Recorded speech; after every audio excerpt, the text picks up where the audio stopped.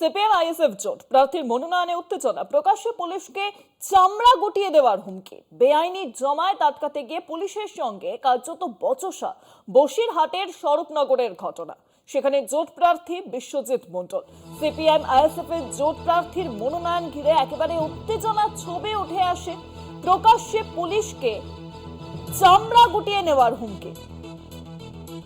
ঠিকই পরিস্থিতি তৈরি হয়, আরো জানাবেন ফোন লাইনের সঙ্গে রয়েছেন প্রতিনিধি সঞ্জিত চক্রবর্তী। সঞ্জিত,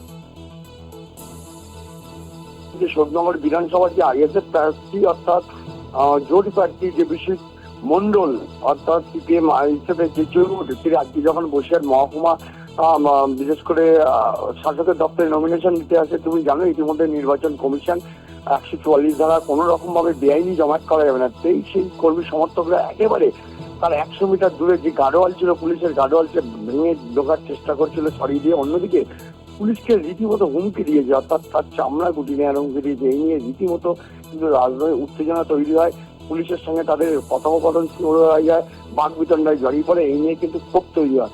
ইতিমধ্যে পুরো বিষয়টা কিন্তু তদন্ত শুরু হয়েছে, কি কারণে ঘটলো, হঠাৎই কেন উত্তেজিত হয়ে গেল জোট প্রার্থী কর্মী সমর্থকরা, তাই নিয়ে কিন্তু ইতিমধ্যে পাল্টা প্রতিক্রিয়া জানিয়েছে তৃণমূল কংগ্রেস। যেভাবে উস্কানিমূলক বা মন্তব্য করা হয়েছে মনোনয়নপত্র দেওয়ার আগে, তাই নিয়ে রীতিমতো কিন্তু রাজনৈতিক চাঞ্চল্য চলেছে আজ, বিশেষ করে মহকুমা শাসকের দপ্তরে 100 মিটার দূরে।